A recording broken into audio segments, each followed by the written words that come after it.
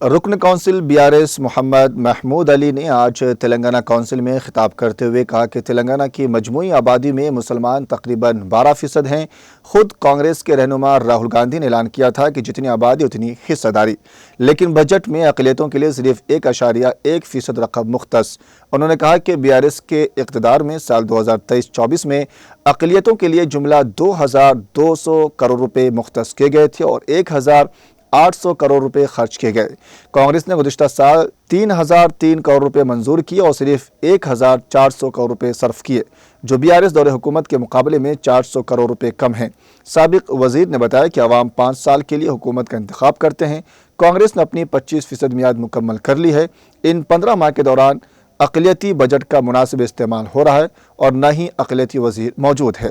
उन्होंने कहा कि कांग्रेस हुकूमत ने फिर एक मरतबा अवाम के साथ धोखा दिया है। बजट सिर्फ अदाद-उश-शुमार का उलट फेर है, हकीकत से काफ़ी दूर है और अवाम की फलाह बहबूद पूरी तरह नज़रअंदाज कर दी गई है। महमूद अली ने कहा कि अक़लियतों से किया गया वादा पूरा नहीं किया गया। 6 जमानतों और 420 वादों की तकमील के लिए बजट में कोई सराहत नहीं है। माक़बल इंतख़ाबात अवाम से किए गए वादों की तकमील के लिए कांग्रेस संजीदा नहीं है। बजट में अवामी वादों की तकमील के लिए फ़ंड्स के मुख्तस करने से गुरेज किया गया है। माक़बल इंतख़ाबात कांग्रेस ने 6 जमानतों का ऐलान किया। अफसोस है कि 15 माह गुजर जाने के बावजूद भी इन जमानतों की जमानत देने वाला कोई नहीं है। गली से दिल्ली के कायदीन ने इंतख़ाबात में 6 जमानतों का खूब प्रचार किया। गली के कायदीन रूपोश हो गए और दिल्ली के कायदीन ने तेलंगाना से मुंह मोड़ लिया है। आखिर अवाम किससे फरियाद करे? अवाम की जानिब से आवाज़ उठाने पर अपोजिशन कायदीन पर झूठे मुकदमात का इंदराज, जमहूरियत का कत्लेआम, सहाफ़ियों पर मुकदमात का इंदराज और जेल में बंद कर देना, ये ऐसे हालात हैं जो तेलंगाना की छवि को मुल्क भर में दागदार कर रहे हैं। किसान, सरकारी मुलाजिमी, तलबा, अक़लियतें और दीगर तबक़ात कांग्रेस हुकूमत में मुश्किलात का शिकार हैं। ज़री शोबे का बुरा हाल है। आबपाशी के लिए पानी की अदम सरबराही, फसलें खुश्क, किसान अश्कबार हैं। उन्होंने कांग्रेस की जानिब से बताए गए स्कीमात से मुतालिक बताया कि कांग्रेस ने अक़लियती इलामिया में अबुल कलाम तोहफ़े तालीम के नाम से एक स्कीम के बारे में बताया था, मगर वो सिर्फ कागज़ की हद तक ही महदूद रही। उन्होंने कहा कि कांग्रेस ने एमफिल और पीएचडी मुकम्मल करने वाले अक़लियती तलबा को 5 लाख रुपये माली इमदाद फराम करने का वादा किया था। पोस्ट ग्रेजुएशन मुकम्मल करने पर 1 लाख रुपये, ग्रेजुएशन की तालीम मुकम्मल करने पर 25,000 रुपये, इंटरमीडिएट मुकम्मल करने पर 15,000 रुपये और 10वीं जमात कामयाब तलबा के लिए 10,000 रुपये देने का ऐलान किया था। लेकिन इन तमाम वादों पर कोई अमल दरामद नहीं हुआ। बजट में न ही अब्दुल कलाम तोहफ़ा तालीम स्कीम का ऐलान किया गया और न ही रकम मुख्तस की गई। उन्होंने शादी मुबारक स्कीम से मुतालिक भी कहा कि हुकूमत ने वादा किया था 1 लाख रुपये के साथ 1 तोला सोना भी देंगे, मगर अफसोस के साथ ये भी वादा पूरा नहीं किया। मोहम्मद महमूद अली ने कहा कि कांग्रेस ने महज वोटों के हुसूल के लिए आइम्मा के एजाज़िया को बढ़ाकर 12,000 रुपये और मौज़िनीन के एजाज़िया को बढ़ाकर 10,000 रुपये करने का वादा किया। इसी तरह अक़लियती इलामे में पादरियों के लिए और दीगर मजहबी रहनुमाओं के एजाज़े में भी इजाफे का वादा किया गया। 1 साल से ज़्यादा अरसा गुजर जाने के बावजूद आइम्मा मौज़िनीन के एजाज़े में 1 रुपया भी इजाफा नहीं किया गया। माहाना 5,000 रुपये एजाज़िया भी पाबंदी के साथ जारी नहीं किया जा रहा है। उन्होंने जन और फसाद से मुतालिक बताया कि कांग्रेस हुकूमत को चाहिए कि मुतासिरीन को फिलफौर मुआवजा फराहम करे। फसाद में अक़लियतों के कई दुकानात को नजर आतिश किया गया, मगर हुकूमत की जानिब से अभी तक कोई रद्द-ए-अमल नहीं है। मोहम्मद महमूद अली ने हुकूमत से मुतालबा किया है कि खातियों के खिलाफ सख्त कार्रवाई की जाए और मुतासिरीन के मुआवजा फराहम किया जाए। अलावा ज़ी हुकूमत ने माक़बल इंतख़ाबात जितने वादे किए थे तमाम को पूरा करे।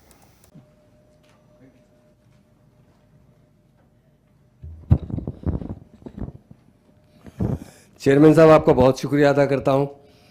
बजट इस साल का 25-26 के बजट के बारे में डिटेल बताया गया है। मैं एक बात पूछना चाहता हूं कांग्रेस हुकूमत से कि आपने बहुत से वायदे किए थे मगर कोई वादा पूरा नहीं किया गया अध्यक्ष चेयरमैन साहब, और हर तरीके से तमाम कमेटी को, माइनॉरिटी नहीं सारी कमेटी के साथ जो वायदे किए गए थे, इलेक्शन से पहले जो वायदे किए जाते हैं वो वायदे पूरा करना उनका फ़र्ज़ बनता है। मगर इस मरतबा इस बजट में कोई भी वायदा पूरा नहीं किया। हमारे 6 गारंटी से या 420 हामी हमें जो दिया गया था वो सारे के सारे अधूरे माह के वहाँ रह गए। इस बजट के अंदर ख़ास तौर से सारी कमेटी के साथ कहीं भी इंसाफ नहीं किया और ख़ास तौर से माइनॉरिटी कमेटी के साथ। माइनॉरिटी कमेटी का जो बजट है, पिछली मरतबा यकीनन काफ़ी लोगों को खुशी हुई थी कि हमें 4,000 करोड़ का बजट वायदा किया था और हमारा माइनॉरिटी डिक्लेरेशन में आप देखिए 4,000 करोड़ का वायदा किया था, उसमें 3,003 करोड़ रुपए दिए गए और 1,000 रुपये लोन, सब्सिडी लोन, जो मुस्लिम बेरोजगार है, जो लोग रोजगार से वाबस्ता नहीं है, उन्हें देने का वायदा किया। मगर 1,000 करोड़ में एक भी रुपया सैंक्शन नहीं किया गया और 3,000 करोड़ के अंदर 35%, 40% का खर्चा किया गया। अभी मैं बताता हूँ फिगर्स बहुत से। उसके अंदर जहाँ तक हो सके हम यही चाहते हैं, जो हुकूमत पावर में आने से पहले वायदे करती है उसे पूरा करना कांग्रेस पार्टी का दौर है। कांग्रेस पार्टी ने हमेशा 1-2 साल नहीं 48 साल हुकूमत की। चेयरमैन साहब, कभी भी माइनॉरिटीज़ के एजुकेशन पर तवज्जो नहीं दी। हमारे जो रेजिडेंशियल स्कूल है, दिन ब दिन अभी हाल इनका इतना ख़राब होते जा रहा है। वहाँ फूड प्रोवाइड जो किया जा रहा है, लोग रो रहे हैं, उनके बच्चे सेहतमंद के बजाय सेहत ख़राब होती जा रही है। उन बच्चों को अच्छी फूड प्रोवाइड करना चाहिए, उन बच्चों को अच्छे तरीके से एजुकेशन देना चाहिए, क्योंकि एजुकेशन जो होता है सबसे अहम होता है। हमारे माइनॉरिटीज़ कमेटी में एजुकेशन में बहुत बैकवर्ड है। ये मैं नहीं कह रहा हूँ, हर पार्टी का सर्वे अपना बताता है। जब टीआरएस की तरफ से भी सर्वे किया गया था हुकूमत बनने के बाद, तो उसमें पता चला था कि माइनॉरिटी कम्युनिटी एजुकेशन में बहुत पीछे, इसलिए केसीआर साहब ने रेजिडेंशियल स्कूल ओपन किया। कांग्रेस हुकूमत पिछले 48 साल यहाँ पर हुकूमत की, पूरे 48 साल में उसके साथ तेलुगु देशम भी 17 साल हुकूमत की। 65 साल के अंदर सिर्फ 10 रेजिडेंशियल स्कूल थे जिसमें 1,000 बच्चे पढ़ा करते थे। केसीआर साहब ने 204 रेजिडेंशियल स्कूल खोले, इसलिए कि जब तक इस कम्युनिटी की जो बैकवर्डनेस अगर दूर किया जाए तो सिर्फ तालीम से दूर कर सकते हैं। आज वो स्कूल का हाल दिन ब दिन ख़राब होता जा रहा है। उसके अंदर हर किस्म से जो लोग बच्चे पढ़ रहे हैं, वो जिस तरह पहले एजुकेशन हासिल करते थे उनमें जो खुशी थी आज वो नहीं। और महालक्ष्मी शाइज के लिए, ख़ास तौर से हमारी बहनों के लिए 2,500 का वायदा किया गया था। इस बजट में कोई भी इसका जिक्र नहीं किया गया उस बात, क्योंकि वोट लेने से पहले जो वायदे करते हैं वो वायदे पूरे करना हुकूमत का फ़र्ज़ बनता है। हुकूमत ने महालक्ष्मी स्कीम को बिल्कुल नज़रअंदाज किया है। हम हुकूमत से मुतालबा करते हैं, आपने 2,500 का जो घर घर वायदा किया था, उसीलिए आप महिलाओं ने, ख़ासतौर से मुसलमान हो या नॉन मुस्लिम हो, वो वोट डालें। हमारे तेलंगाना के बाशिंदे बहनें तो वोट का हासिल लेने के बाद, आप पावर में आने के बाद उसे मुकम्मल तरीके से नज़रअंदाज किया गया। चेयरमैन साहब, రైతు भरोसा, రైతु बीमा, రైతु भरोसा के अंदर हमारे किसानों को 10,000 से 15,000 का वादा किया गया, मगर वो भी मुकम्मल ना 10,000 मिल रहे हैं ना 15,000 मिल रहे हैं। लोग परेशान हैं। हमारे किसान खुदकशी करने की नौबत पे आ चुके हैं। हम हुकूमत से मुतालबा करते हैं कि आप पावर में आने से पहले आपने जो वायदा किया किसानों के साथ 15,000 रुपये हर एक को देने का वायदा किया, उससे हम आपसे गुजारिश करते हैं वो पूरा किया जाए। उसी तरह हमारे नौजवानों को, अभी हमारे बहनों ने भी कहा और दूसरों ने भी कहा कि उनके जेब में 5 लाख रुपए का स्कीम रहेगा कि आप जहाँ चाहे पढ़ सकते हैं। आज 1 रुपया भी स्कीम नहीं है। किसी को भी 5 लाख रुपए क्या 5 रुपये नहीं दिया जा रहा है। सिर्फ वायदे किए गए, वो पूरा नहीं किया गया। इसीलिए आप देखिए, कर्नाटक में कांग्रेस ने अच्छी मेजॉरिटी से जीती, उसके बाद तेलंगाना के अंदर फिर अच्छी मेजॉरिटी से जीती, क्योंकि 6 गारंटी ऐसे बताए गए थे कि 6 गारंटी में सारे लोगों को, माइनॉरिटीज़ को भी इंक्लूड किया गया था। उनमें अच्छे अच्छे स्कीम बताए गए थे। मगर उसके बाद जितने इलेक्शन हो रहे, चाहे वो हरियाणा इलेक्शन हो, चाहे महाराष्ट्र का इलेक्शन हो, चाहे दिल्ली का इलेक्शन हो, कांग्रेस को हारना पड़ा। इस वजह से कि जो वायदे किए गए झूठे वायदे थे। आवाम को सिर्फ वोट लेने के लिए वो वायदे किए गए थे। वोट लेने के बाद वायदे पे अमलावरी नहीं हुई। दूसरे स्टेट में बताया गया, तेलंगाना स्टेट में देखिए हम इतनी अमलावरी कर रहे हैं। मगर जब लोग, आजकल कम्युनिकेशन इतना एडवांस हो चुका है, इलेक्ट्रॉनिक मीडिया और प्रिंट मीडिया, इमीडिएट एक दूसरे को न्यूज़ मिलती है। लोगों ने इंक्वायरी किया तो पता चला तेलंगाना में जितने वायदे किए गए थे वो वायदों पर अमलावरी नहीं, इसलिए दूसरे स्टेट में कांग्रेस को शिकस्त का सामना करना पड़ा। मैं यही कहना चाहता हूँ कि जहाँ तक हो सके हम अपने लोगों को जो हम वायदे करते हैं, ख़ासतौर से कांग्रेस ने स्टूडेंट के अलावा तेलंगाना हर मंडल में इंटरनेट स्कूल खोलने का वायदा किया गया। आज तक कोई स्कूल नहीं खोला गया, और जो स्कूल रेजिडेंशियल स्कूल है उसे भी देखने की बात नहीं। और से स्कॉलरशिप का ये हाल है चेयरमैन साहब कि बच्चे अमेरिका, ऑस्ट्रेलिया, लंदन में पढ़ रहे हैं, बड़े परेशान है वो बच्चे। हम बार बार हुकूमत को तवज्जो दिला रहे हैं। मैंने कई लेटर लिखा है कि इन बच्चों का कम से कम इंस्टॉलमेंट देंगे तो बच्चे पढ़ सकेंगे। वहाँ पर उनको तालीम में, कॉलेजों में उन्हें दाखिला नहीं दिया जा रहा है, और जो दाखिला ले चुके हैं बच्चे उन्हें सर्टिफिकेट नहीं दिए जा रहे। हमारे बच्चे परेशान हैं। और सर स्कॉलरशिप इतनी अहम स्कीम थी, केसीआर साहब ने उसके लिए 20 लाख रुपए देने का ऐलान किया और देते रहे। लोग कहते थे उस ज़माने में, मैं था एक बार, हमारे IAS अफसर भी कह रहे थे कि हमारे चीफ मिनिस्टर साहब से, साबिका चीफ मिनिस्टर साहब से साहब ये 20 लाख की रकम बहुत बड़ी रकम है, हम रिफंड लेंगे। केसीआर साहब ने कहा कि मैं बच्चों को जो दे रहा हूँ इन्हें डेवलप होने के लिए, इन्हें आगे बढ़ने के लिए, तालीम हासिल करने के लिए दे रहा हूँ, पैसे लेने के लिए। अगर ये अच्छे हो जाएंगे तो अपने सारे ख़ानदान की किफ़ालत कर सकते हैं। ये बहुत अच्छी स्कीम है, पर आजकल काफ़ी इसके अंदर लोग परेशान हैं। मेरी हुकूमत से मुतालिबा है ओवरसीज़ स्कॉलरशिप स्कीम में उन्हें जहाँ वायदा किया गया उसे ज़रूर दिया जाए बच्चों को। इंदिरा इंड्लू, देखिए मकानात देने का वायदा और मकानात के साथ साथ 5 लाख रुपए। आप ये देखिए माइनॉरिटी डिक्लेरेशन देखिए, इसके अंदर वायदा है कि जो माइनॉरिटीज़ है, जो बेघर है, उन्हें हम 5 लाख रुपए नकद देंगे ताकि वो प्लाट भी देंगे वो घर बनाने की बात। मगर आज तक एक को भी 1 रुपया नहीं मिला है, ना किसी को एक प्लाट मिला है। इसमें इतने वायदे किए गए, लोग वायदे देकर ही वोट डालते हैं, वोट लेने के बाद वायदों को पूरा नहीं करना, ये सरासर नाइंसाफ़ी है। हमारी कांग्रेस हुकूमत से यही गुजारिश है, आपने जो माइनॉरिटीज़ के लिए और दूसरी कमेटी के लिए, किसानों के लिए जो जो वायदे किए वायदे पूरे कीजिए। ये बजट देखा जाए तो सिर्फ फिगर का हेर पेंच है। ये बजट के अंदर किसी किस्म के नए स्कीम नहीं है। और ख़ास तौर से तेलंगाना मूवमेंट में जो लोग पार्टिसिपेट कर रहे थे उन्हें भी वायदा किया था कि हम उन्हें एक प्लाट देंगे और उन्हें मकान बनाने के लिए पैसे देंगे। मगर तेलंगाना के लिए जो सेक्रीफाइस किए, पुलिस की लाठी का है, जेल को गए, उन्हें भी जो वायदा किया गया उसे मुकम्मल नज़रअंदाज कर दिया गया। हमारी हुकूमत से यही मुतालिबा है कि जो आप वायदे किए वो पूरे किए जाए। खत्म कर दीजिए। होगा 1 मिनट, बिल्कुल। ओल्ड एज पेंशन, बहुत तमी बात करने का, ज़्यादा नहीं है। ओल्ड एज पेंशन मैं एक बताता हूँ, केसीआर साहब के ज़माने सिंगल वुमेन को पेंशन दिया था, और वीडो वुमेन्स को पेंशन दिया गया, ओल्ड एज लोगों को पेंशन दिया गया। नई हुकूमत ने, कांग्रेस हुकूमत ने इलेक्शन से पहले वायदा किया था कि हम 2000 के बजाय 4000 कर देंगे। वो बेचारे वोट डाले 4000 मिलने की उम्मीद में, मगर आज तक वो जो है पैसे किसी को 2000 से वही टाइम पर नहीं मिल रहे। 4000 करने का वायदा किया गया था। मेरा हुकूमत से यही गुजारिश है कि 4000 रुपये का जो वायदा है वो पूरा कीजिए। उसी तरह कल्याणी शादी मुबारक स्कीम में, कल्याणी लक्ष्मी स्कीम के अंदर 1 तोला सोना देने की बात की गई। लोग कह रहे थे कि 1 लाख रुपए तो दे रहे हैं कैसे साहब, हम 1 तोला सोना देंगे। हमारी बहनें ने 1 तोला सोने के चक्कर में वोट डाले, मगर 1 तोला सोना भी चले गया, वो 1 लाख रुपए बराबर नहीं मिल रहे। हमारी हुकूमत से मुतालिबा है उस स्कीम को इम्प्लीमेंट। 1 लाख हो गया सोना 1 लाख हुआ है। और तुलबात को हमारी कविता बहन ने भी कहा है, स्कूटर देने की बात की थी, बहुत से वादे करके वोट ले लिए गए। हम आपको स्कूटर देंगे, आपको जाने आने के लिए किसी किस्म की तकलीफ ना हो। मैं यही बात बताना चाहता हूँ, जितने स्कीम्स, जितने मैं समझता हूँ शायद इससे पहले कभी भी गवर्नमेंट इतने स्कीम नहीं लाई थी कि वेलफेयर स्कीम।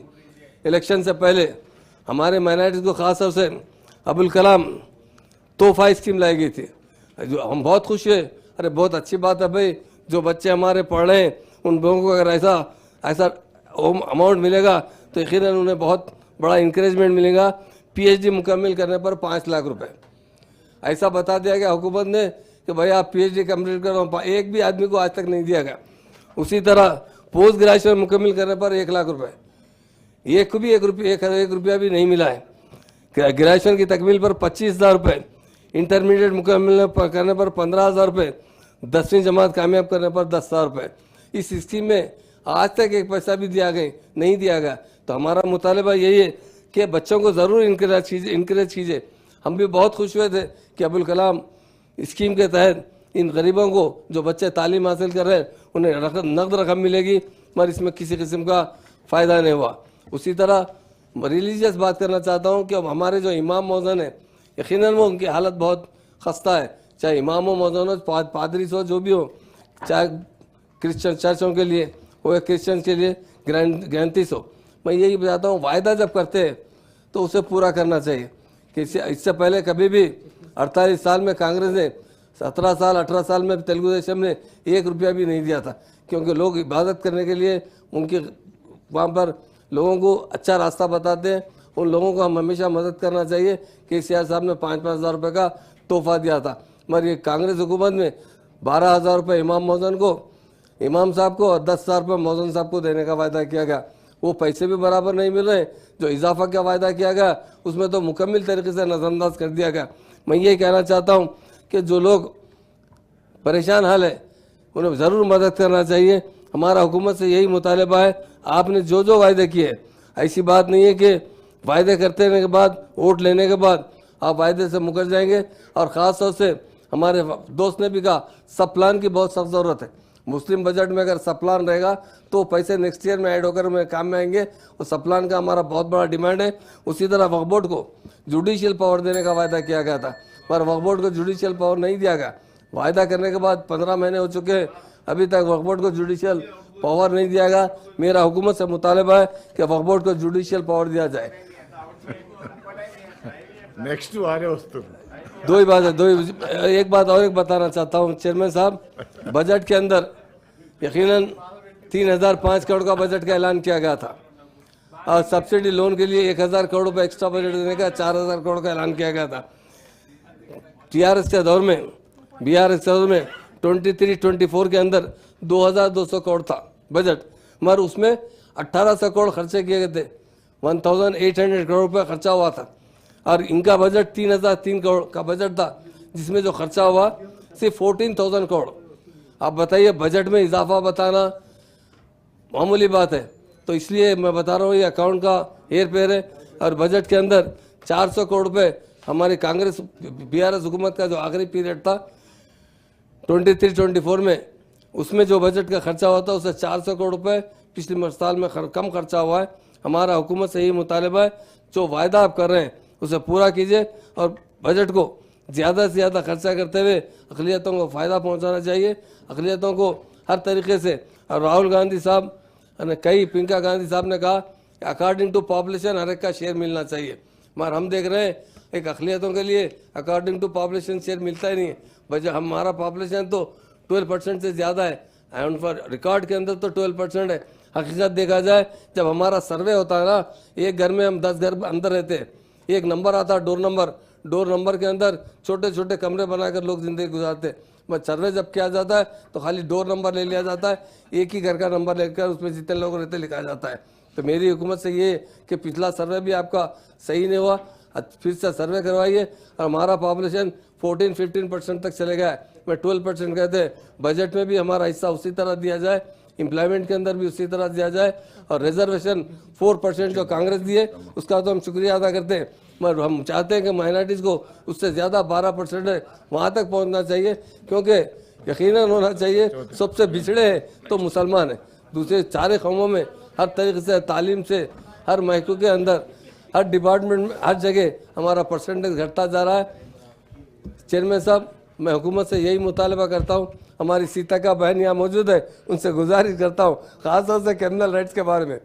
आप जैनूर के अंदर प्लीज़, नहीं, जैनूर के अंदर तेलंगाना जब से बना है, तेलंगाना बनने से पहले हमने 65 साल यहाँ पर रूल किया है। 65 साल में फिसादात होते रहे, परेशान होते रहे लोग मुसलमान को। जब थोड़ी थोड़ी मदद हो जाती थी, जब तक कांग्रेस हुकूमत आई है तो उसके बाद 2-3 फिसादात बड़े बड़े हो चुके हैं। ख़ास तौर से जैनूर का जो फिसाद हुआ, उसमें मेरी एक ही गुजारिश है कि उन लोगों को माली मदद की जाए। आप फिसाद तो आप कराते रहे, मगर हो जाते हालात की वजह से, तो उनसे कंपनसेशन अगर अच्छा देंगे, क्योंकि तकरीबन दुकानें काफ़ी दिन तक बंद रहे, 2.5 महीने तक वहाँ के दुकानात बंद रहे। अब दुकानात खोले तो उन्हें कुछ मदद की जाए। कलेक्टर से सर्वे हुआ 2 बार भी, और रिपोर्ट बाहर नहीं है। मेरी यही गुजारिश है, 1 बार 2 बार 3 बार हो चुका है फिसाद, मगर आइंदा ना हो, इसके लिए लैंड ऑर्डर को सख्त बनाया जाए, क्योंकि क्रिमिनल राइट्स 1948 से लेकर 1914 तक चलते रहे। 14 के बाद तेलंगाना बनने के बाद तेलंगाना में एक भी क्रिमिनल राइट नहीं हुआ। बहुत सख्त कानून नाफिज किया गया था, जहाँ जहाँ फिसादात होते थे वहाँ पुलिस को फुल अख्तियारात दिए जाते थे, फिसादात की रोकथाम किया जाए। पर इस मरतबा क्रिमिनल राइट्स और हालात भी लोगों के इनकरेज होते जा रहे, इस वजह से कि पुलिस का कंट्रोल सख्त नहीं है। पुलिस अगर सख्ती बढ़ती जाए तो डेफिनेट कुछ नहीं कर सकता। आप देखिए, कहीं ना कहीं मस्जिदों के सामने कुछ ना कुछ गड़बड़ होते जा रहे हैं, जुलूसें निकालने में लोग तशद्दुद कर रहे हैं। मेरी यही हुकूमत से मुतालबा है, हमारे चीफ मिनिस्टर साहब से मुतालबा है, डीजीपी से मुतालबा है, उन्हें सख्त से सख्त कानूनी शिकंजा कसा जाए, ताकि आइंदा फिसादात ना हो। फिसादात एक ऐसी बुरी जड़ है जिसकी वजह से सारी कौमों का नुकसान होता है, हमारी स्टेट का नुकसान होता है। मैं ये हुकूमत से मेरी अदबन यही गुजारिश है, आप जो वायदे किए, माइनॉरिटी डिक्लेरेशन दिए, हमारी स्टेट के अंदर डिक्लेरेशन दिए, फार्मर्स के लिए, हर कम्युनिटी के लिए दिए, वोट ले लिए, मगर उससे अमल आवारी कीजिए, यही गुजारिश है। अगर वो अमल आवारी होगी तो सारे गरीब लोग खुशहाल हो जाएंगे। हमारी चेयरमैन साहब, आपके जरिए हुकूमत से हमारा यही मुतालिबा है, डिक्लेरेशन के अंदर जो वायदे किए उसे पूरा कीजिए। Thank you very much.